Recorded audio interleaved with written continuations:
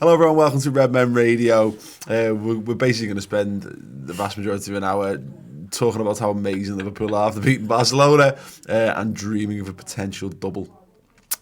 Clockwise away from me, we have got Ross Chandler, we've got Bailey Shaw, and we've got Cy Fletcher as well. Kick-off question comes from Big Fudge XXL. Still the best name I've ever seen. That's pretty good. Glenn Murray knocks in an injury time header to tie the game and hand Liverpool a title, but your firstborn child looks like Glenn Murray for the rest of its life, receding hairline and all. I thought about this, and I think... Does that mean Jack becomes... This is the important question. This is more of an important question for me and Ross, because we actually have firstborns. Luckily yours is a boy though, so it's probably not as bad as it true. But I'd have to basically deform my beautiful child and myself for this, and that's a tougher question. So I will ask yourselves, gents. I literally said he could look like Sloth from the Goonies, full on, and we'll be called, and be called and be called something like Billy Joe Kevinson, like the worst name, looks like shit. If we win the league, I'd say but what you'd have to do is you'd have to make sure that you kept it a secret from the child that you'd made this path. It's your fault. But also the 50-50 chance that it's a boy or a girl is a thing. If it's a boy, then it's more livable with than it's a girl. If it's a girl, obviously, but you'd have to keep it a secret because your child would be like, "You selfish bastard! You made me look like Glenn Murray for the rest of my life or something that I wasn't even born for." I didn't enjoy Liverpool winning the league. I couldn't care less whether they win it or not. To be honest, I wasn't born. I had a 3-day piss up, and it wasn't worth it. Yeah. What if there's a question like where she sees Brighton on the TV, like highlight reels of when we won the league, and that's the goal, and she's like, "Hang on, what? Is that my real father?" No, it's a whole thing. Shut up, Glenda. I'll tell you one day. Next time we meet, I'll tell you about Glenn Murray. Oh my God. Right, news in brief, very much in brief, because we'd rather talk about Barcelona. De Ligt apparently turned down Manchester United. Ross, that's going to happen a lot to them this summer, isn't it? It's boss. We covered it on the Around the League earlier this week. Just going, what reason have you got to go to that club? You see there's so many clubs on it. Well, but it's not that anymore. It's not money. Simon makes the money gesture, because, by the way, for podcast listeners. Look at what's happened with Alexis Sanchez. It's just ruined the whole thing for him. Saying $400,000 a week. That's the standard now for Manchester United. Someone goes there. That's why Herrera's not signing a new contract. That's why De Gea's not signing a new contract. They're going, you've got a guy there who doesn't play football, who can't grow a moustache. He's on double the money that I'm on, and he never plays. So that's what. And there's that amount of people that have been there and hasn't worked out, that have gone for money. Di Maria, Sanchez hasn't worked out. Mkhitaryan didn't work out. There's a list of people, and you go there now. What's the pull? Like if you're money incentivised, United need to change that.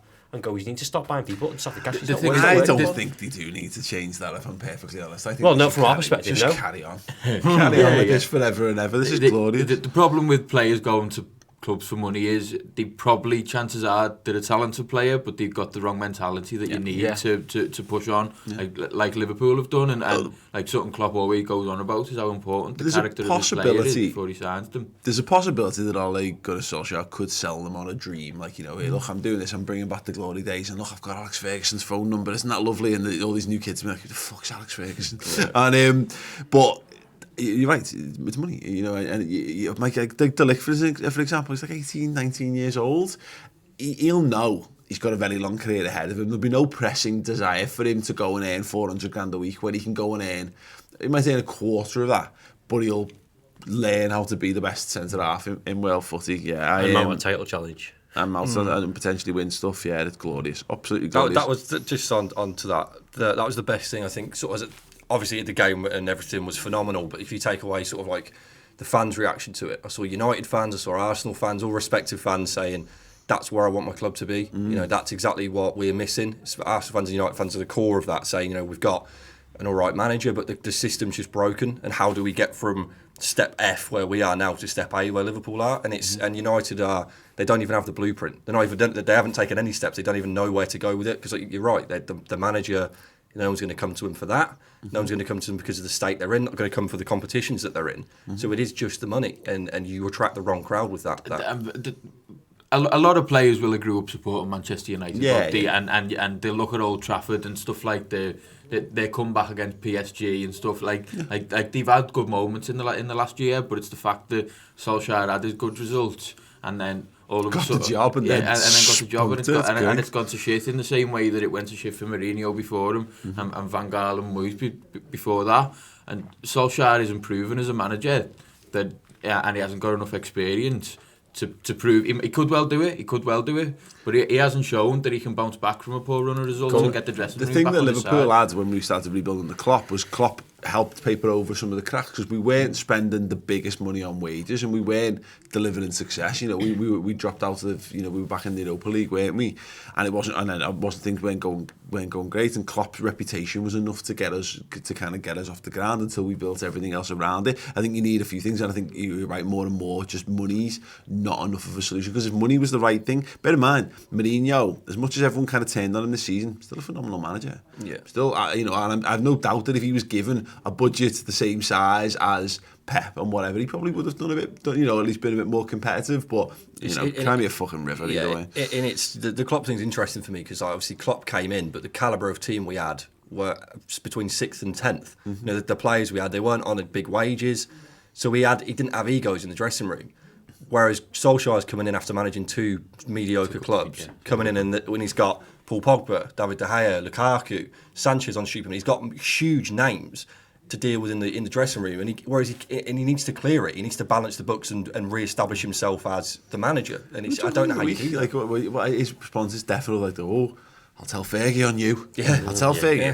Never. Go and celebrate a 2-2 draw at West Brom, come back with a piss taken out of you for 2 years and see where you're at. Yeah, absolutely. So yeah, the latest on Maxi Gomez, Alberto Moreno's future, Marco Asensio and more is on the Reds News Roundup show on the redmentv.com this week. I'm going to be plugging this a lot because it's great, because Liverpool are in a Champions League final and we get to build up to that for a fortnight. So yeah, if you want to watch that, get over to the website. I'm going to sponsor this week. It is Tokyo Time. They do genuinely phenomenal headgear. I own 2 of what them. would let you Bailey, you know, I mean, not right now. No. In fact, I'll tell you what, go and grab the caps if you would be so kind, Bailey. Not a problem. And what we'll do is, for video watchers, we're just going to do the most incredibly seamless transition back into Bailey returning. There we go, perfect. Fine. Anyway, yeah, Tokyo Time headgear. We've got a selection of caps which everyone can have a little peruse at and look at and what have you. In video form, you listen to in podcast form, let me just assure you that is absolutely phenomenal, top quality headgear in a range of styles to suit every kind of colour scheme you're going for. Bailey is a big hat guy. With this, look at this. I know, he's got to cover. I have to do this. He's got to hide the mane. Yeah. I look a bit soft if I wear caps, so I'd make them look bad. Yeah. So I'm not gonna not too bad. do them over by putting Bailey one on. very much suits these. Yeah. He does. No, it's probably not the same shade red as last year's kit. But is it? that's a potential Redmen. There's a potential Redmen hat. There's also again, go on the website and we'll leave a link in the description underneath. And there's a discount code for you wonderful watchers, listeners, and subscribers. Use code Redmen10, capitals REDMEN10. Pulse off pink. Sorry. You just keep it amongst yourselves. Yeah, Redmen 10 for a 10% discount on the whole range of phenomenal gear they've got over there. But I would highly recommend, you know, we can't really do them justice because none of us look quite as good in them as Bailey Shaw. You know what? You don't even look too bad. It looks like reset. You know, like Mikey. Not doing that again. That's quality. So yeah, go onto the website, check it out, and get an amazing 10% discount thanks to us. Tell them we sent you as well. Always good. So Barcelona. Don't know if you've heard, lads. There's a little game of football last night. By all accounts, talk about this? Oh, got it. Go on. Yeah. Just want to talk about Newcastle for a bit. Yeah. So what was really funny was sorry, I'm getting people ringing me. It's very unprofessional. Not as unprofessional. I didn't see Graham Souness getting rang the other day live on Sky, but he just didn't bat an eyelid. I have totally blinked there. Yeah, Barcelona. Everyone had us written off, and I'll be perfectly honest, I had us written off too. And you know me. I always tend to see the positive in things, but it felt like a foregone conclusion. Yeah, I just felt a bit down going into the game. I couldn't really be bothered going, even in the car on the way to the match. I know you went to the coach greeting. I couldn't get there in time for the coach greeting. But we were in the car and just like you weren't really talking about the game. It was just kind of like we were going there because we were going there. We had to sense of duty. Yeah. But then as soon as I got into the ground, I had 1 pint, and then I was just like, yeah, I'm up for this. You step out, and the noise is brilliant. I just love. I don't know how well it came across on the telly, but the noise before the first kick-off was like no noise I'd ever heard in my life. Suarez had taken the kick-off, and it comes as like a bit of a wave, and it just starts, and then it just got louder and louder and louder and louder and louder until he kicked off the ball, and then it's just a roar, come on, and that really set the tone for 90 minutes. Every time Barcelona had the ball, the whole crowd was booing them, and quite often we'll have those atmospheres where we'll start booing, and then you kind of get bored of it more than anything else. After about half an hour, you're just like, I've been booing these for the whole game. Like, how long can you boo for? But last night it just didn't stop for the whole game. It was incredible. What it did, and it was the best atmospheres, and we've had a few of them in recent years, Bailey, is that booing, but then we boo until a chorus of a song kicks off, and then everyone just starts singing that instead. And I referenced this last year in the Champions League run, and this is what the difference was. I think it's why it's helped us go up to another level. In 13-14, all we really had was booing, and we had the Suarez song. We had a couple of songs, but we've got so many songs, and we've not just got a couple of ones that you do one go of and that's it. You've got the Virgil van Dijk song, and you've got the Roberto Firmino song, and you've got Ale, and you've got these songs that can go on. You can go for 5 minutes on these alone. So it was just this either making it incredibly hostile or incredibly supportive, and it kind of went wherever it needed to go. Yeah, and you don't get a break. I love that the Arsene Wenger post thing, the Arsene Wenger pre thing before when he was previewing it on beIN Sports, and he was saying there's one ground in the world you don't want to have a second leg tie at, and that's Anfield. Always has been, and it always will be because of exactly that.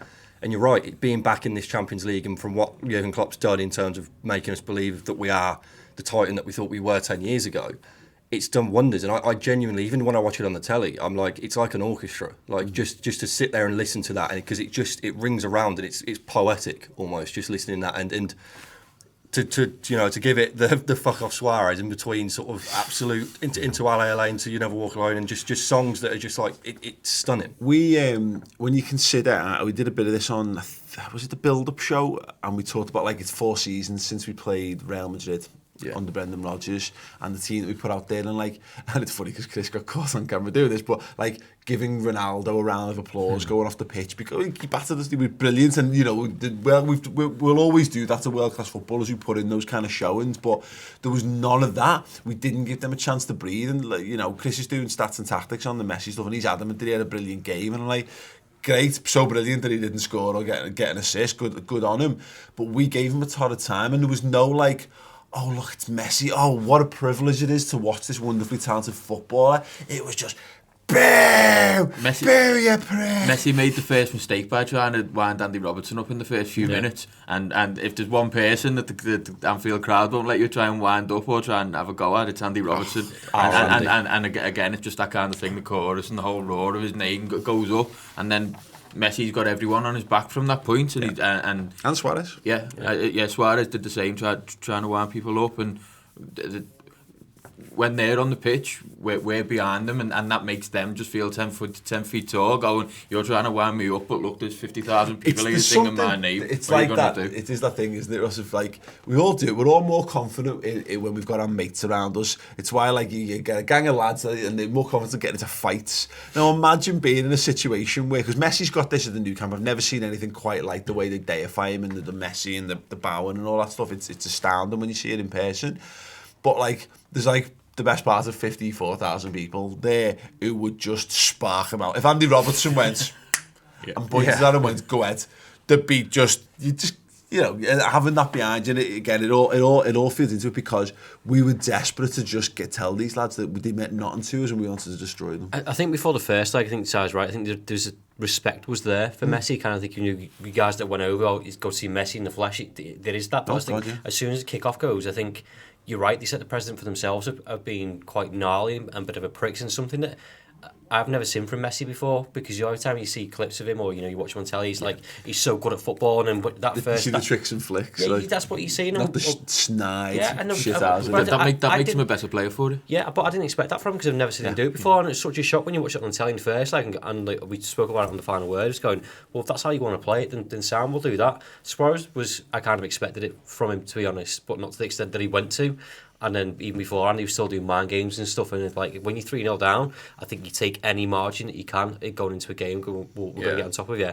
And it's worked for us before. We showed them games against City, Chelsea in 2005 and stuff. It was a long time ago. We did it then, and or even Olympiacos. It works. It's a psychology thing. Teams come and go, Bailey, but and crowds evolve, but you've still got core people there who carry it through, know how to behave in those kind of situations. You got the old heads in the crowd, and the crowds move on far slowly than teams and managers and all that do. So it's relevant.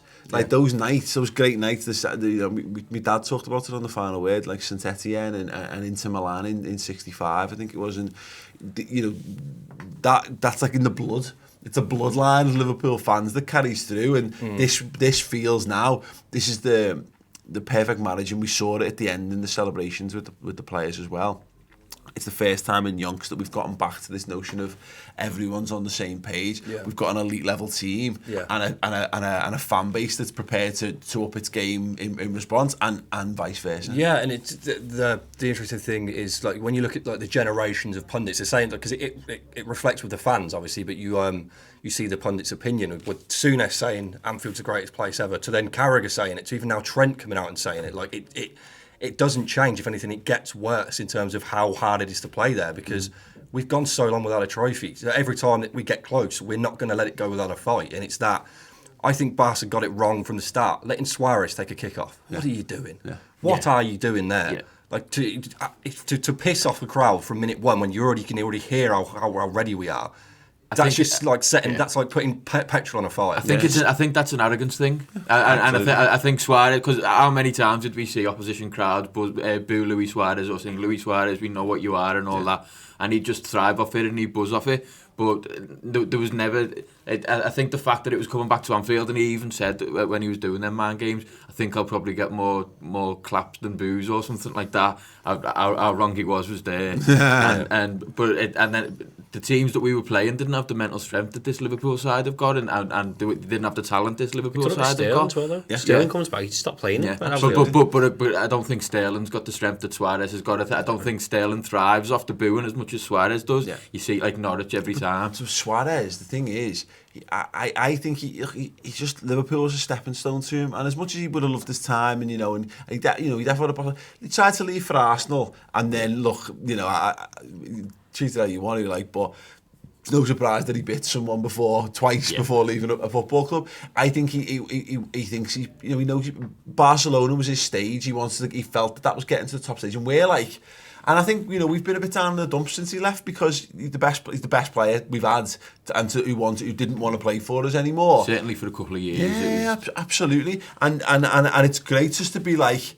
It's like walking back in and seeing your ex and just being in your peak of physical condition and being like, it's literally that. Yeah. I'm better than you, and I always was better than you. Yeah. You caught me on a bit of a downward arc or whatever, but oh my God, I wouldn't even now. I wouldn't even throw it at me, and I wouldn't even go near you. So spot on. And I just loved the fact that we were just. He obviously thought, he obviously considered how we'd react to him. We were just like, fuck off you little gobshite. And I'm sure in time to come, I still adore him. Yeah, and I'm sure there'll become a time when we see him in a non-combative sense, people will be able to look back on it fondly, absolutely.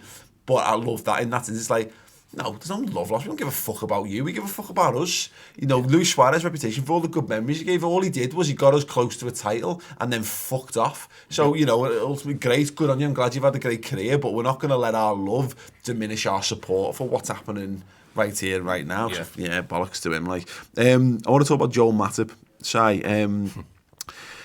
And look, it's fair to say I think he started the season as Liverpool's fourth choice centre half. I think most of us were kind of largely happy with that. He he has been phenomenal. I go all the way back to the Napoli game in the group stage when he put a massive header in right at the end and he broke his collarbone, and he'd actually been in good form up to that. Goes out for a bit, and to be honest, I think a lot of us thought, oh well, that'll be the end of it. Gomez will come back at some point, and Lovren will get his place back. And Gomez injury was longer. Lovren was just Lovren, and Joel Matip got back to fitness, got back in the side, and to the point now where I've got no qualms or complaints about Joel Matip as a centre-half in any way, shape or form. I think he has been great, and I think he was exceptional. He's been unbelievable. I think he deserves every praise in the world for what he's done this season, because I think Klopp would have been, if a decent offer had come in for him in the summer, Klopp probably would have been all right to let him go, and I don't think anyone would have missed him really. No. But you'd miss him now if he was to go in the summer. If someone had come in with like 15 or 20 million, say, which is still a lot, I just think that's a lot of money. We would have felt that last summer. I think we'd have all gone, fine, go ahead. And to go from that, where he's behind Dejan Lovren and Joe Gomez, who Lovren's had all sorts of problems, and the fans don't particularly like him, well, some don't anyway. Joe Gomez, who as talented he is as a kid, and Matip's behind them, to go from probably, he'll probably start in the Champions League final in a few weeks, and it'd be really unfair on him if he didn't start in the Champions League final, no matter how fit Joe Gomez is. And he does, as I say, he deserves every praise in the world, and I know Van Dijk helps him. Van Dijk helps everyone that he plays alongside, and he's playing no criticism of the player, is it? And all that. No, but it's game after game after game. He's just been pretty much faultless. He's been so dominant. He's so good on the ball. He creates chances. He can dribble with the ball and beat men. He's enjoyable to watch as a centre back. He's been fantastic. The big criticism of him, Ross, was I think he was a bit passive. Like, you didn't trust him in a battle. And in some respects, I said this a few months ago, he was our prototype Van Dijk. I think we bought him to do the job that Virgil does, because he's kind of got that. He's big in the air, he's good on the ball, he doesn't dive into tackles, he likes to let things play out, but he doesn't have that he never had that when you needed to go in and be an absolute prick and go and get into a fight. He never was seen to be able to transition between that. I don't have that complaint about Joel Matip anymore. No, that's one of the best bits of those weaknesses that he had. I think even control on the ball. He reminded me of Sacco at times, just thinking his composure wasn't there. Now I'm sound with it, going into a tackle. If it's a header or on the ground, he's got the fight, determination to go and win the ball. And I think you get caught up because he's been there for so long. He's coming up to 3 years now. I'm thinking, you've had your chance, you're not going to improve on those things, and he has done. And he come back to competition that Klopp's created in that side of going, with Lovren getting injured all the time and Gomez, you need to step up now, and he hasn't done sound. And the other thing as well is we bang on about Chamberlain and Robertson. Matip was free. Yes. It cost a penny. Yeah. It's fucking stupid. Yeah, no. And he's got a brother. I found out yesterday. Oh, wow. Do you know what his brother's called? Oh, Chris told me this. Go on, for the audience. Marvin. Marvin Matip. Fantastic. And actually, fun fact, Joseph Desiree Job used to play for Middlesbrough. He's his cousin. Oh, wow. There you go. There's knowledge. There's knowledge there. Yeah. Cameroonian football incest. Is that what it is like? Everyone, just all footballers just keeping it together. Family tree. Yeah, wow. Bring their songs. His dad. I bet it's defo dead thin and branchy, isn't it? The massive family tree. No, I've been absolutely made up with him and Bailey. The thing again, Luis Suarez. He'll have been given option. Most centre forwards have the option of because most people play one up front or a variation thereon, and you've got to pick your battle. And you're going to pick the battle against Virgil van Dijk. You're not really, are you? So you're going to go against whoever Liverpool's other centre half is. And I said this on the final word, but Suarez will have been rubbing his hands together. He'd been looking at Joel Matip and going, he's a bit tall, he's a bit awkward. I like to get in and around people. I'll push him out, I'll bully him out of this game. Matip had none of it. He was throwing Suarez to one side, he was beating him to the ball, he was dominating him in the air, and he wasn't being flustered when he was in possession as well. Again, just how he handled himself in that game was commendable. And it's not even just this game. Like, you go back, definitely in the away leg, Matip was better than Virgil van Dijk. I think he had a better performance. You can go back and look at the last few performances he's had prior to that. He's been on the same level, if not exceeding that level. And obviously, because he's not got the aura of Van Dijk, and just sort of basically before it kicks off, Van Dijk's going to be immense. But it's another sort of tale for me that you look at other teams in the league, look at like Chris Smalling and Phil Jones for United. They are their first choice centre halves, and like he's our fourth, And that's testament to the fact that, and it goes on into the summer transfer window, people are going to be chomping at the bit to sit on our bench, let alone be in our first team, because they know the levels of game that the levels of their own game that will be raised by this team. Well, we were in a situation not too long ago where I think we were probably getting into January and we were all going, okay, Van Dijk and Gomez sound, but I'll get rid of Matip and I'll get rid of the Lovren. And now, and there's a few players that fall into this, like Divock Origi being a great example of it. You're like, well, there's just no point. No. As long as he's happy to fight for his place and play a degree of a part. Like Matip is different to Origi in this sense, is that Matip, if he continues to play at this level, he'll just partner Virgil van Dijk. You know what I mean? He will be our first choice partner for Van Dijk. So again, that's what this battle, this fight for competition or whatever. It shows the mental strength of him and a number of those players there that he's absolutely prepared to stand up for the fight. And I honestly didn't think he possessed it. It's just another testament to the atmosphere that Klopp must have in the training ground. Because how often have we seen these players who you think have been shut out a little bit? Origi, Moreno came in and had a good run of form before he got injured, and Robertson rightly took his place. Matip, Lovren's done it a bit as well, where like you'll get took out the team, but Klopp will be telling them on the training ground, look, you're not in the team at the minute, but I still trust you as a player. And he fills them with this belief, so when they do need to come back into the side, then they're ready. And he's obviously training them well to know to be ready, and making them watch the players who are playing well on the pitch at the time. I still think Joe Gomez is probably his first choice partner for Van Dijk, but and rightly so, because he was fantastic in the first half of the season, and the fact he's so young that his ceiling can get higher and higher and higher. But we play so many games that Matip sticks around. He still plays an awful lot of games for us next season, and the fact that we still don't know how well we can rely on Joe Gomez's fitness. And there's no rush with him. There's no need to be like, it gives us the option he's got to play every game because we've got no quality. It's like, again, now I'm just like you said to me, you said before, Joe Matip starts the Champions League final. Okay, fine. Yeah. Who would have thought if you'd have said when Gomez, the week before Gomez broke his leg against Burnley, Gomez is barely going to play for the rest of the season, you'd think, shit. You'd think, well, what are we going to do? Because you don't know how much you can trust either the fitness, and that's another thing that Matip's done very well. He's kept fit, and he broke his collarbone for going in for the challenge. Like you can't legislate for that, and that's a heroic bit of defending. One of the criticisms of Matip is that he hasn't been able to stay fit, and touch wood, he can stay fit for the rest of the season, and then going into next season. But that shows that he's been training properly, he's been looking after himself properly, which is more than you can be said except for Lovren.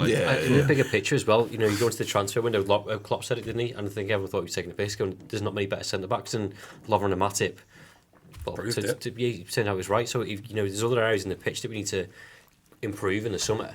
Well, are you getting better left back or centre halves? You are, but you're spending £80-90 million of your budget rather than getting back up for Matip and Mane, whatever else. Need, isn't it? Alisson Becker, Ross, he's a beautiful man, we know this. He was exactly the goalkeeper that we needed in that game of football. When you looked at it, you looked at the comparison with him and Ter Stegen, and he made everything look absolutely effortless.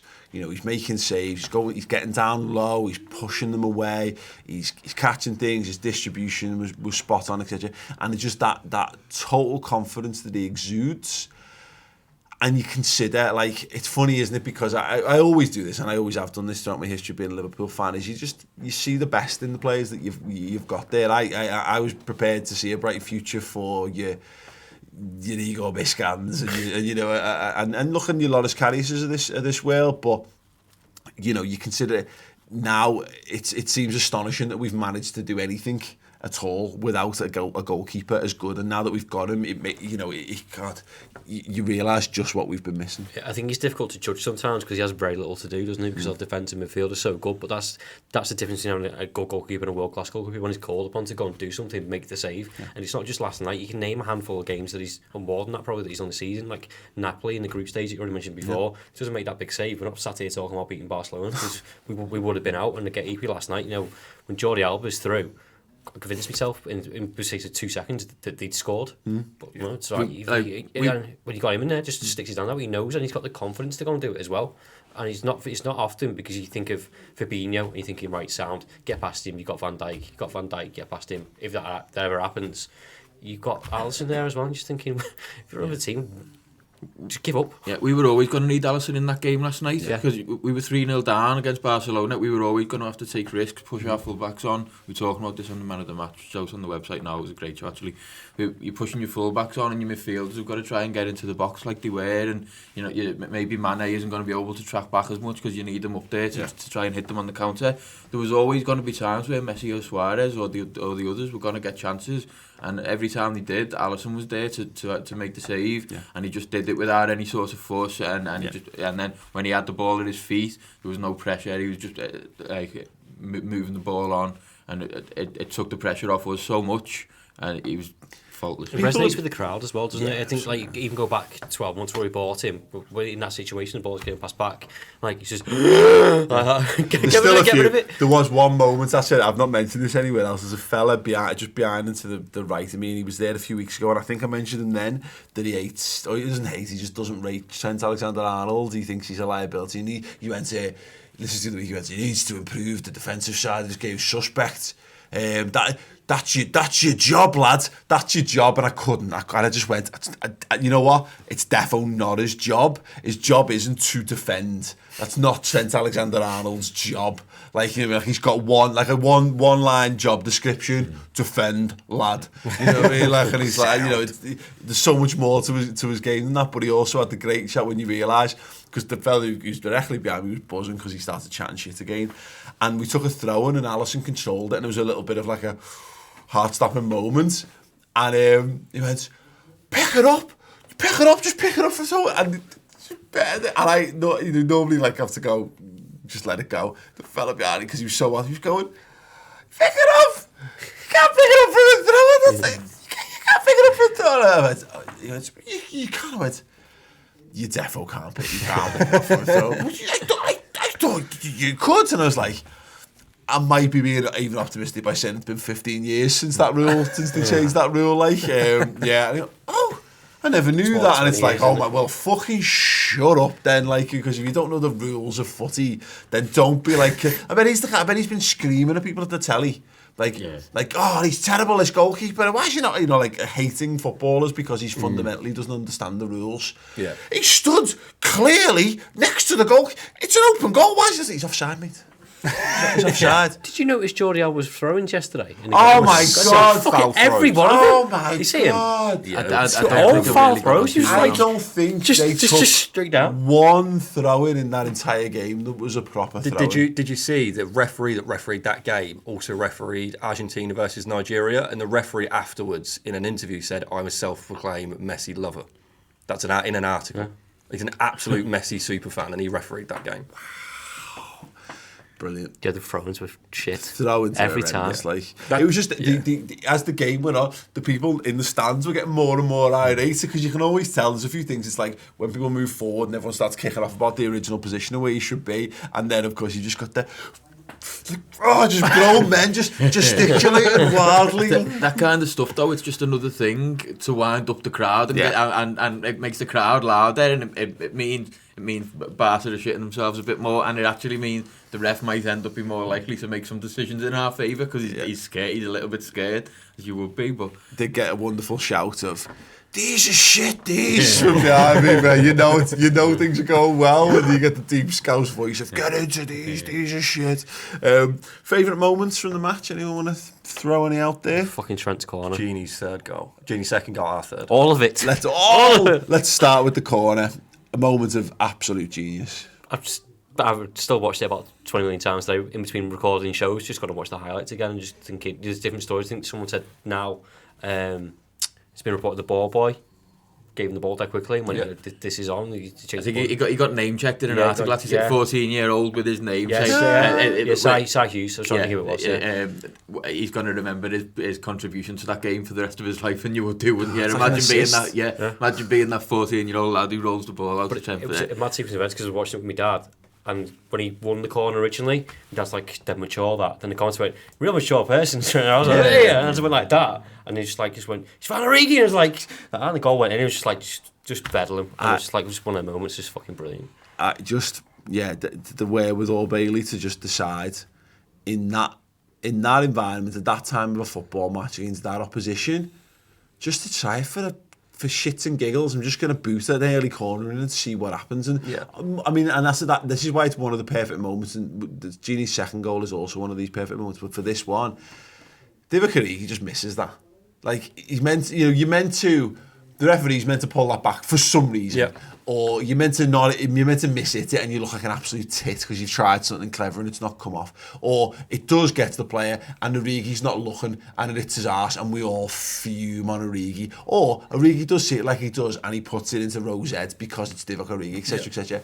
Except Trent switches on, he plays the quick corner, Origi gets to it, he hits it in perfectly in the absolute perfect place within the goal. And not just that, but that's the fourth goal. That's the goal that means that we've not just scored the goals to take us to extra time. Yeah, it's taken us through to the final. It's just giddy, and it's like it's the fact that it's him, 20-year-old Trent, and it's like just Iceman. Like how do you get that corner and just think he's like oh, he's on. They're just literally the fact he apologises when they're going around interviewing the players on the pitch, and he's like probably hit that a bit too hard at him, and it's like. What? It's like, mate, you've literally just won us a title. To be fair to Origi, that took a bobble of a good 2 feet, and he has to like lift his foot into it, and that's a world class finish. But it just felt everything of that night was just perfect. I don't want to take issue with not an issue, but like Origi's celebration.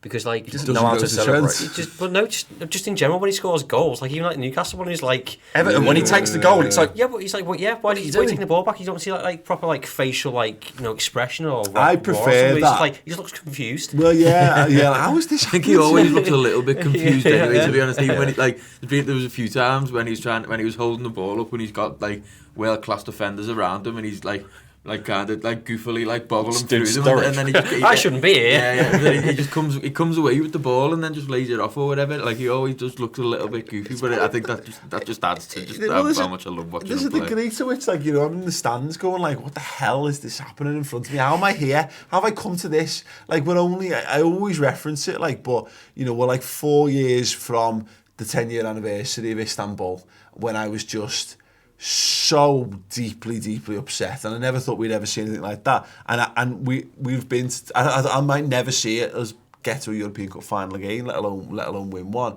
And we're about to go to our third European final since then.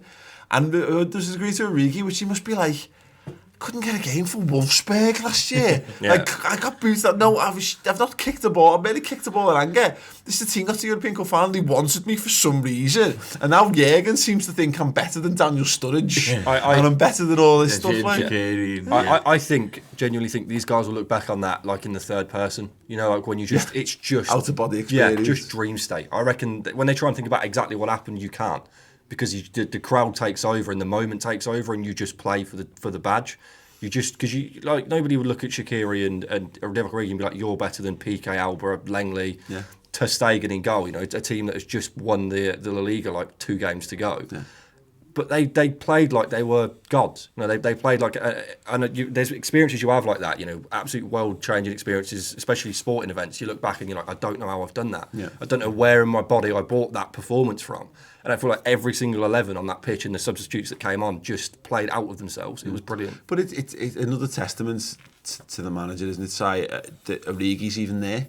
Like, not one of us would have kept Origi. Everyone we will look at the options. I think I'd have defo kept Ings over Origi. Yeah. And I wanted to see more of Solanke, and I just thought he's a bit bigger, he's a bit more of a top man. Everything I saw in pre-season, I just thought he was a bit crap. He looks like a lad who's absolutely on his way. Yeah. And same, obviously similar with Solanke. We know Solanke went, and yet we've kept this lad, and this is not meant to happen when you keep. I remember Andrei Voronin.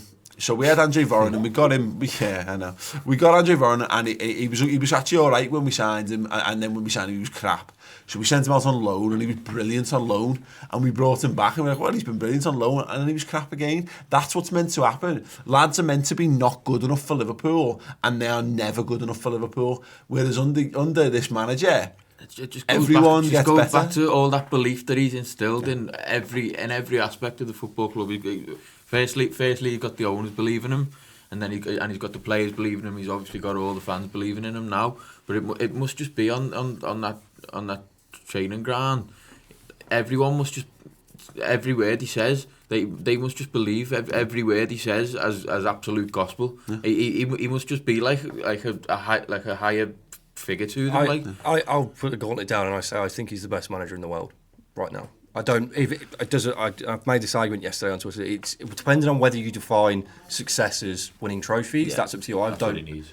Yeah, that is what he needs to put a full stamp on it. But to make it to cast it in gold, you know what I mean, and make it like an absolutely bulletproof argument. But I think you're right, and I think so much as the expression I've started to use, I think it's a good because people love absolute. But I think it's fair to say there are no better managers than him. Which is to say that there are probably other managers at that top level, but you know, there's no one who's going to do a better job at Liverpool than Jurgen Klopp. No, and my argument is obviously if you're judging being in the Premier League and if you're taking that as the hardest league in the world, you have to discount managers that are also with Juventus and are with Barcelona at the time that are doing really well in their own domestic leagues, but they're not in the Premier League. So for Guardiola to do it in 2 leagues and then come over to us, we never had the backing that Pep Guardiola has had. He's never had. No. He hasn't had a fan base that he's had to turn completely on its head and like reinstill belief in them again that they can be the club that they once were. Look at the trophies that we have around us at the minute, and it's that I don't think another man can do that. Like I look at when I ignore questions like when Klopp goes. Like I don't want to think about when Klopp goes because I don't think we could ever fill his shoes, and that's the scary thing, and that's why I feel like he is where he is, and I get the point because unless you are a Liverpool fan and you are in this moment, you can't take that argument seriously. But like I say, being in the group that are, I just that's the only way I can see it. It's the perfect blend of everything, isn't it, Ross? You know, we were looking at, and this is why Man City have got exactly the same thing, in that, and that's why we're the 2 absolute elite clubs in this country and in the clutch of the truly elite clubs in world football right now. Because we have got one of the no better managers than ... We've got the same for goalkeeper. We've got the same for our leading centre half. You could start to make the case for that for the DM in Fabinho, and then we've got a clutch of other players who kind of make it happen. But I don't think you need to have a world class player in every position. But then again, you've got probably 2 who play up front as well. Left back, right back. We're here because we've finally managed to put all of these things together. It's not in the past we've had world class manager Rafa Benitez, totally let down by the overall quality of his squad. We've had world class, best in the world players. We had like the 3rd best player in world football when Suarez was at us. I think it's fair to say. I'd say Gerrard was up there. And Gerrard up form. Yeah, Gerrard maybe on the way down. But you had that one talent, man, like Portugal, kind of with Ronaldo, kind of stuff. Where you just got one guy who's just better than everyone else, and he drags the team along. And a manager who was okay, but not quite at that level, etc., etc. The best teams in world football have it across the board, and we finally have. I think you can go further than that as well. I think it's something we spoke about the other day is, the board on the owners. We go back to when we had like Rafa and stuff that went tits up because we had Bell and owners, and now we've got the team, the manager, the transfer committee, the whole board and the owners. They're all fighting for one same cause, and they're all on the same page. They all understand each other, and there's nothing that's going on behind the scenes that's negative. Even the stuff that we do off the pitch is just kind of like. For me at the club now, I've just got everything spot on. Like everything is nailed on that they do for community or the way they engage with us as fans, like either in person or on social media. I think they're amazing at that, and that resonates. We joked about before about the West Brom thing. Yeah, that's where it all stems from for me. And people take the piss out of it, but again last night that happens because there's a synergy between everyone at the club. Including ourselves. Talking about the owners, and I think they have been fantastic for a while now. I think it's down to Klopp that as well. Again, he's bringing everyone together, and he's like, this is how we should do things. Because they weren't football people when they came in, and they showed that. They brought in Kenny Dalglish, which was probably the right decision at the time. And he said, right, so here's this money, and he went and signed Stuart Down and Andy Carroll and players like that. Because and they did that because they didn't really know any better at the time. Yeah. And then Rodgers came in, and you couldn't really say Rodgers' signings on the whole were a success. Obviously, he brought some great players in. Well, he leveraged. He built himself up, and he did a brilliant job. And again, they were blown away by him, and he had a good vision, but he was limited by his own experience. And he always said, "I was great for him," but he was a good manager for the level we were at the time. Don't forget, he's put the foundations in place for Klopp, of course. But he when he doubled that, he had to double down on himself and didn't have the ability to back it up, unfortunately. Whereas, like, guys, your Klopp's come in and just like, okay, who's in charge of this? Okay, yeah, no, they're fine to do that. Like, everyone's more empowered when they're given the breathing room to do the best jobs to the best of their abilities. He walked into a fan base that had a lot of potential but wasn't acting at the best way it could. A squad that had potential, and he's brought in players that had potential and brought the best out of them. Owners that had a good potential, they've got the funds to do it. They probably got the hearts probably in pretty much the right place on the whole.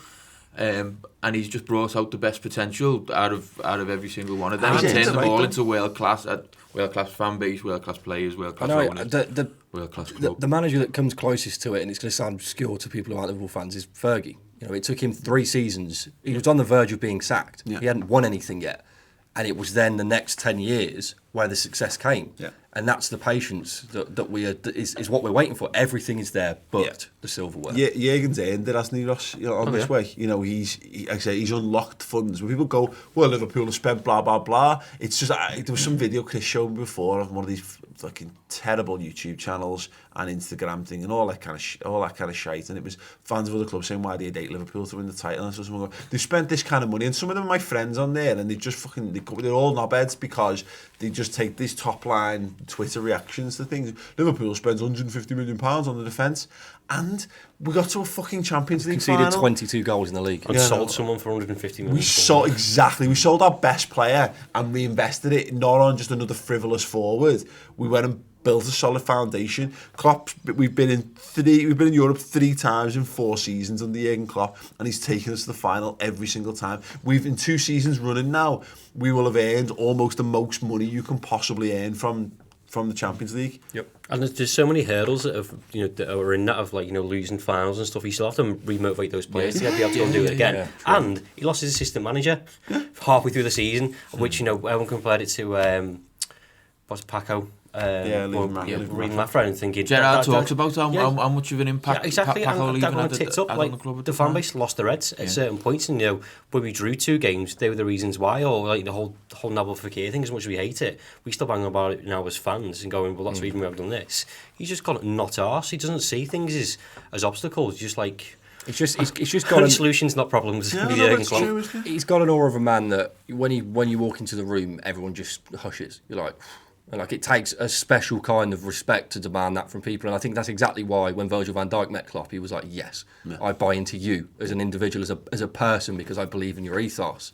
And I think that's why we're way past the point of if a Suarez or a Torres left, we were done for years. And whereas if a Salah or Romani left, it would be tough. But I've got no doubt in my mind we could replace. We'd have replacements lined up ready to go before we did things like that as well. Well, yeah, exactly. But promoting, getting the best of what you've got, Klopp's thing, isn't it? And what I loved most about, there's many things I loved most about last night, so this is not true, but one of the things I really enjoyed was Klopp's reaction, and I think it's the BT Sport post-match interview, and apart from the fact that he called them fucking mentality monsters, which is great, but he's even surprised by how good this team is. Like, he's kind of like, I've given them all these things, I'm just doing my thing, and he's blown away by how much they've taken it and ran with it. He had no expectation of Liverpool doing that. He's not taught Trent to do that. He's not gone. This is not a game plan for him to score that goal. Same way as he's talking about the players deciding it on themselves for Gini's goal the other week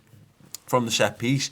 He's not the one who's told Xherdan Shaqiri to take the free kick against Newcastle. The players have decided this on the pitch because they've grown, they've taken his basis and they've built on it themselves, and you can see him. He's being interviewed and he was like a fan. If you'd interviewed any of us after that, it was like hand on the head, like he's playing it back in his mind's eye, like, God, that was amazing. Wasn't it great when they did that? Did you see them do that? All I did was tell them to put the shirts on and go out and play some football, and then they basically came up with all this, and that's the thing of it for me, is that that's how good we are. We're sat here talking about how good Jurgen Klopp is. This side actually might even be better than that. But again, it does all come back to him. He's the one that's built it, and he's the one that's got the best out of these players who, maybe Fabinho was like at a really elite level when they came to Liverpool, and he's the one who's got the best start. Salah was a top player, but he was nowhere near as good as he is now. Same with Mane. The only player I think we've bought, because what we've done is very sensible. Alisson. Yeah, and we've bought actually quite a few, players who are at the peak or just about to enter the very, very peak of the past. Liverpool changed the transfer method, but that's fine because we've still improved them. Because you're right, like Sadio Mane come in at the right age, Salah's come at the right age, Alisson's come at the right age, Fabinho, Van Dijk, Matip, you could argue as well. And but they were all ready to take that next step up, and no one could have foreseen them all. I mean, maybe Van Dijk and Alisson, but no one would have thought Sadio Mane was going to be one of the best players on the planet. Everyone would have just thought he could have just easily been another one of them. Flatter to deceive. Good, he's got some skills, but maybe he goes missing for spells of games or spells of the season and whatever. Pedro, Willian, Mkhitaryan, players like that. Exactly. And as it is, we're taking kids and making them brilliant. We're taking journeymen players like James Milner and making them even better. We're taking. I adore James Milner so much. Seeing him crying, when you said what was your favourite moment of the game, it wasn't actually the game. It was the celebrations on the pitch at the end. Yeah. I just love everything about that. I love the fact that Trent does a lap of honour of the whole pitch after everyone else has got off, and as he's going round, there's just a roar. Go on, Trent, lad. I love the video where they're singing "You Never Walk Alone," and then it cuts to Kenny Dalglish and Marina waving their arms in the crowd. I just love everything about that, and that's what Liverpool is to me. Yeah. As good as everything is on the pitch, it's feeling that togetherness between the players and the fans, and seeing the greatest legend this club's ever had there with his wife, loving it. Like two Scottish people who've come down and took to the city as their own and took to the club as their own, and feeling the same emotions that we all do, all because this football club brought everything together. That's the biggest thing for me. No, I completely agree with that. Right, we're going to move on because I guess we have to really. I could literally sit in just have we covered this anywhere else today? In the magnificence. We have. If you need more of this chat, we've got the final whip. Hold that underarm for me. The final word show is on the redmentv.com. The Man of the Match podcast is on the redmentv.com, and the Stats and Tactics show is incoming on the redmentv.com. So if you're not ready to talk about Wolves, that's fine. You can pause this here in a second, and you can go over to the website and fill your boot. Hours and hours and hours of just really, really happy Liverpool fans, varying degrees of depth and detail. Some of it's more, again, just sitting back and marvelling on all the big things and the emotions and stuff. And then again, you've got Chris delving into the nuts and bolts of how it all happened for us. We've got you covered. It's the perfect time to subscribe to the website because Liverpool are going to Madrid and we're going to be here all the way and beyond as well. So yes, go over to there and get on. One more thing to plug before we dig into Wolves. In addition to that, Chris and I have got a brand new podcast. It's the Mach and Pajak podcast. It's got its own YouTube channel and it's on Spotify and it's on iTunes, etc., etc. I decided that I can't stand football Twitter.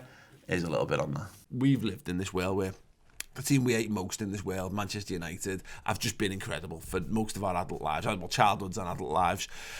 So I've enjoyed plenty of times when things have fallen off for them, but the problem is that used to exist in our heads, and it maybe used to exist in little pockets in pubs and bars and on the school ground or whatever, and now it exists constantly 24/7 in your face, and it is wearying. I am so tired of football this season because it's hard enough supporting your football team whilst also balancing kids and a life and a fucking mortgage and a business and all this, and then you've just got, and it's not, I'd love to say it was loads of fucking weirdo virgins in the bedrooms, but it's not. It's grown men.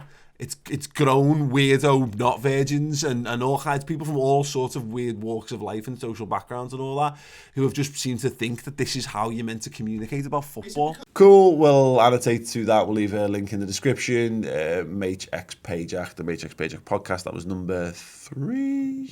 You will be number 3 or number 4. So that's not out yet. No, it will be out though. It'll be out on Friday. Yeah, Si's frantically sat here not editing. It's a good job I've edited that clip. Yeah. So let's talk about Wolves. Si. Thanks. we've got a league to win on Sunday. Obviously, it's not completely in our hands, but that win last night will have put the shits up City a little bit. It's one of them where it must get into their heads where they're thinking, is it meant to be for them? Look at what they can do. If they can beat Barcelona 4-0, then Brighton can get a draw against us at whatever the stadium's called. Yeah. Amex, is it? It is. Still? Yeah, it is the Amex. So it's one of them that'll get into City's heads. And look at the last two games that City have had, the Burnley and Leicester. They struggled to break them down until midway through the second half. Brighton are a tight defensive side. We struggled against them at Anfield. I think it was only 1-0 at Anfield. Really early on in the season. Yeah. And you never know what could happen. All we can do is go out, and the atmosphere is going to be amazing on Sunday afternoon.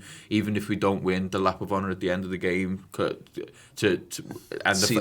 fact that we've got to send them on to Madrid. But even if not, we'd be up for giving them every praise that they deserve for the season that they've given to us. And I'm really looking forward to Sunday afternoon. Bailey, it's hard to imagine City dropping points because they've hit that real champions form. Like we're saying about us, and that's why there's a put a piece of paper between the two clubs at the moment, and that's why it is the way it is. But for as much as we've got all these stories, they've got them too, and you can't not see Phil Foden scoring the other week, and you can't not see Vincent Kompany smacking one in the top bin completely out the blue as anything other than a sign that points towards it. And that's why we, as Liverpool fans, we kind of got to hope that the game, Brighton just keep it close. Mm-hmm. If City blow them away in the first half an hour and they get a few goals, I think it will be done and dusted. But we should take encouragement from the fact that they're playing away. Brighton will have the fans; they'll want to give them a bit of support. They've managed to stay up. They get to look to positivity, look to the future, and what have you. And if it is tight, I think because they've got nothing to play for. If they somehow manage to keep in the game, there might come a point where they just go, go on, we'll just give it one big push for a laugh and see what happens. And Chris Hughton's got a reputation as a manager to hopefully to build, and if he manages to take even be a kingmaker in this scenario, then I'm very much dreaming up the positive scenarios here. But that's what we've got to kind of hope for. Yeah, and the amount of times I've watched City this season, I've tried to tell myself I don't care if it goes away. I'm going to tell myself City have won this game, and anything else is a bonus. You end up saying that, the game comes around, you watch it and you cry because you're like, I wanted to get those points there, but because of what happened last night. Whether we win the league or not, I don't care, because I'm at the point now where I feel like it's in chess. You've got a stalemate. We've taken the Champions League from Manchester City, which is what they really want. We're in the final now. Okay, City could win the league, but I'm at a point now where I think Mel Reddy's the one that said it best. They've won 13 games on the bounce, scored 26, conceded 3, beat Arsenal, Chelsea, United, and Spurs in that space of time, and it's like fair enough. And you know what? If this not have happened last night, this would have been hard to take, really miserable. But because of this, the best way I could describe it is like a Tom and Jerry sketch. Like when there's a pie sat on a windowsill and Jerry's like floating towards it in the air, that's me going to Madrid. And if we can hit City with a frying pan on the way through, then that'd be nice. But I'm just leave a frying pan thing in Vincent Kompany's big head. Just grab the Premier League trophy and float that all the way to Madrid with us as well. Exactly. It's right, and that's the way, isn't it? We talked about this on the match build-up show, which will be on the YouTube channel as well. But there's just a great sense of pressure being off this one. I think we'll go out there, we'll be able to appreciate this for what this is now. Is that we just go there, we just continue to support this brilliant team, and come what may. If we can support our team and back them to do the business, then that's all we can do. That's all we can focus on. And if somehow Brighton manage to get something out of City, then my God, Liverpool will deserve to be champions. It's still difficult to wrap your head around, isn't it? Because I think we spoke before of going 2-2 at Newcastle to being deflated and go, well, this is it. Divock pops up, sound. Monday, Leicester are getting something here. But a week away from Mo Salah lying on the turf, 2-2, and you're thinking, he's gone. The Champions League's gone, and you might, and everything's done and dusted. Kompany puts one in top bin. He's like, okay, deflation again. And last night, and I keep drifting off. like doing this, just go like, Are you okay? yeah, just just full of You need hope. to be more scintillating, I think. Just full of hope again. Of like going like, you what Partridge where he cuts that thing where he's dancing with latex ball. He's like, just Glenn Murray just glancing one another. Just go, I should be doing this. I need to calm down. But it's a good blow to have to go. Actually, do you know what? 97 points. We can appreciate it now, whereas before we kind of like, yeah, but there's nothing there. And you've got Madrid as like an incentive to like be happy again, and it's like, so I'm fine with that. You know, and ultimately, it's not like we haven't won the European Cup here. So we've just gotten to the final, and obviously we'll know on the night of recording this who's going to be facing us in Madrid, of course. So it's still a game to go, but it does feel it's right in so much as saying that, isn't it? That this would have been absolutely devastating if we'd gone out how we were meant to go out against Barcelona. Even if we'd gone out heroically, you'd still be going, because you then. We're back to this fucking horrible world of our happiness being dependent on another shit football team that we don't care about. Like, we've got to start caring about Brighton all of a sudden. I don't care anymore. If it happens, it happens. It's one of the. It can't be bad for us, I don't think. If City go and win the league, then fine. Like, I think we kind of resigned to that after Company fucking twatted that in on Monday night. If we do, then it's the biggest party that the city's ever seen, and you can go out and enjoy it. And then have another one a month later. We've got a 29-year thing off our back. That's obviously the dream. Yeah. But if it doesn't happen, fine. As I say, we'll give them all a big cheer off the pitch and give them all you'll never walk alone. And then see them in the European Cup final in a few weeks. The encouraging thing about getting back to the Champions League final, what it tells me, and it's something I've known for a little while, Bailey, is that we will be back again and strong next season. I don't know if we'll be 94, 95, 97 points strong, because it's a very difficult thing to do that 3 years in a row. Exactly. But it's more the fact that we'll be in contention again, because we've shown that it's very hard to get to a Champions League final, and any of the criticisms or the doubts that were sown by other people, to be honest, last season, of like, well, you had no one on the way. You only had to beat Roma, who were not even like the second best team in Italy. Not even, at that point.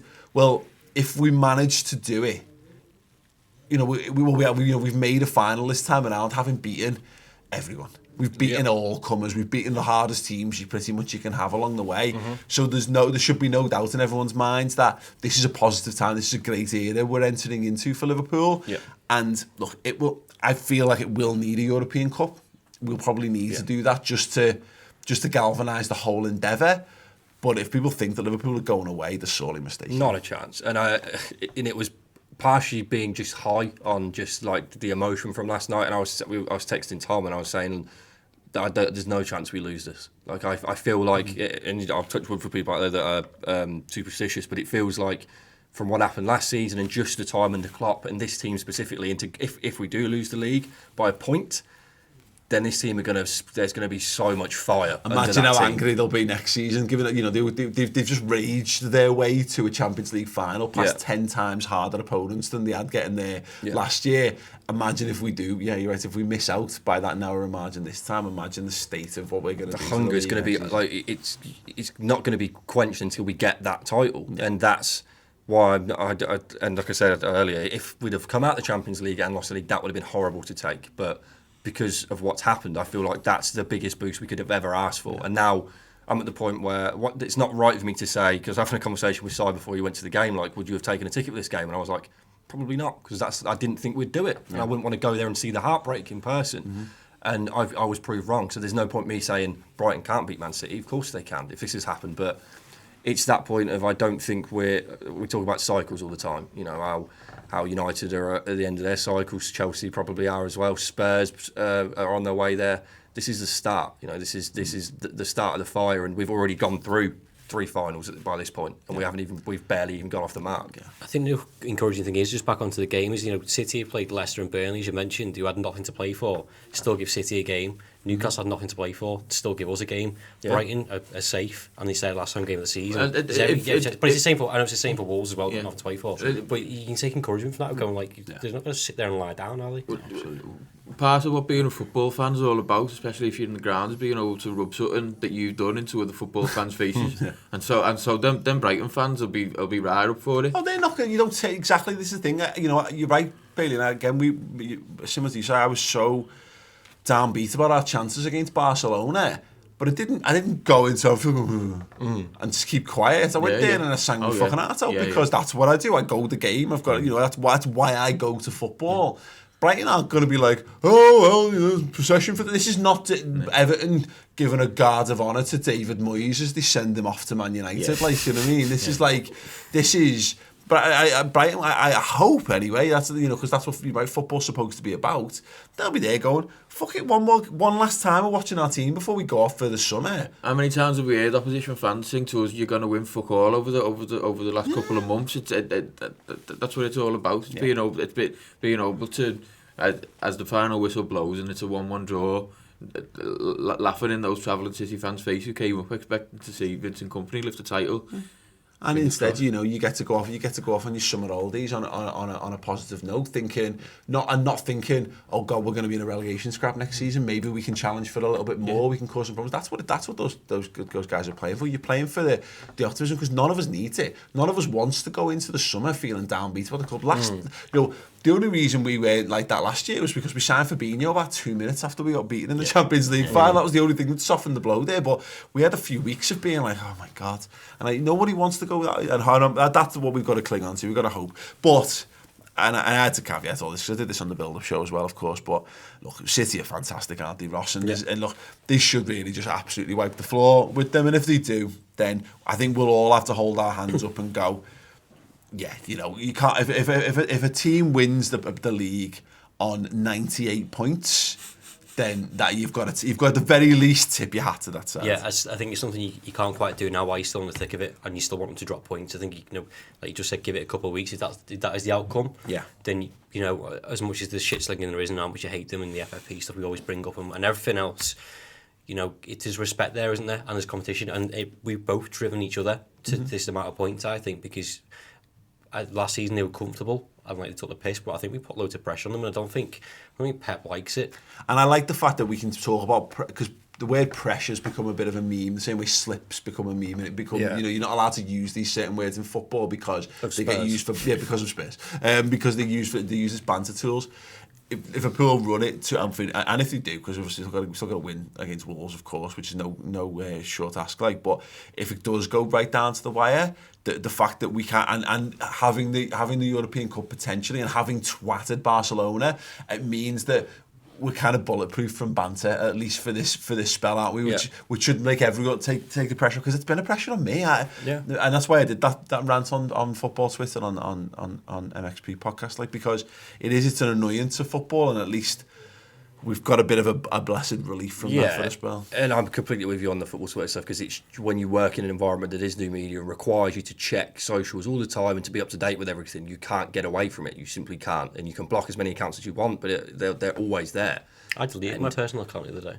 Did you? Yeah, just like can't be arsed with it. Yeah, and it's not good for you. It's so toxic, and it's the fact that that's what I love about it, and it's to the point now that as soon as the post-match stuff had finished and we'd heard from all the players and it had sunk in, the first thing I did was go and check rival fans' Twitters. Yeah. Because I knew they'd be there either in silence, making excuses, and it was DT saying, this is where Arsenal should be, Goldbridge saying this is where Liverpool should be, and it's like, but that's the truth. And to be fair, DT said himself, this is out of jealousy. I'm jealous of this club, and that's where the spitefulness comes from. And I get that, because I get it's exactly how we were with United 10 years ago, because you can't use your own success as a sword to fight their success with. Yeah. You have to use their downfall. So when Fergie missed out on a Premier League trophy to Chelsea, it's like they still finished second, and it's like that becomes sort of you've missed the league and we're seventh. Yeah. And it's like I laughing my head off when Barcelona beat Man United in the Champions League final, the same way that Evertonians that were laughing when we got beat by Madrid last year, because you do talk about Schadenfreude, isn't it? It's when you've got nothing happy to be happy about, then taking comfort in the misery of others is what sustains you. So we got a question then from Stephen Richards. Si, who do you think will play in the final, but moreover, who would you rather have? I think we'll play Ajax. And would that be if it was down to you to choose? It'd be the more exciting game, but something that got brought up was we'd be wearing the purple kit if we were playing Ajax. and I'd rather not. You're a wear very the kit. superstitious As man. warm. And not because it's superstitious. I just think it's a fucking horrible kit. And I don't want to Yeah, but it was as worn by Time Magazine's Man of the Year. Yeah. Though, like, you know, it's the famous kit. It's almost predestined. But I really like the home kit, and I'd much rather be lifting the trophy in the home kit than that purple thing. Well, they'll probably just swap the shirts out to lift the trophy. Like John Terry. Well, no, but that's different, isn't it? That's not like Loris Karius coming back because he's on loan to lift it. Like, what do you reckon, Bailey? Who do you think it'll be, and who would you like it to be? I think it'll be Ajax as well. To be honest, I haven't really seen Ajax play by the highlights, and the highlights look unbelievable. You know, for a team that young, they've got so much promise, so much talent. But I was speaking to Andy about it, because I originally said I wanted Spurs, but he was like, you know what? For 10 minutes when they got the goal, they were great, but for the rest of it, Spurs dominated them, and they were like, I don't think they've got bad Dusan Tadic, who go in that team that if it goes, who sort of lifts heads. You know, they're all so young and they're so raw that I think if we did put one or two past them, it'd just fall. So I think I prefer Ajax in the final. We'll be the favourites, whoever it is. Yeah, absolutely. And it's mad how last year we coming up against Real Madrid, and we were like the plucky underdogs who hadn't really been in the European Cup for a while or whatever. And now we're the experienced side out of this, and like we're probably the team that most people around the world want to get beat. Well, we talked about the changing of the guard last year, and now you were starting to see the end of the old generation, like that Juve side, the Real Madrid side, the Barcelona side. All their best players were all at the they're all on the way down. They're not getting any better than what they are, and you're starting to see new sides, and that's the hope, Ross, isn't it? That we've hit our peak. Whereas Ajax will probably be there for a few, well, depending how that team gets dismantled or not. Spurs could potentially be there again because they've still got a good core, good manager, etc., etc. But this does feel like we're the kind of new elite, and we would be favourites. Yeah, I think so. The only danger with Ajax is because they're so young and because they progress so well and they do play good football. There's no fear there, is there? And they've got that thing of, well, we might be back here next season because we're that good. Whereas Spurs, on the other hand, they were in a title race. And they couldn't finish fourth. Yeah. And they've shown over the last week, the Reds can go, we can get to them. Yeah. You know, you've got 2 people sent off the weekend because they just completely lost it. And the manager's just done a press conference before the biggest game of the season saying, probably leave. Yeah.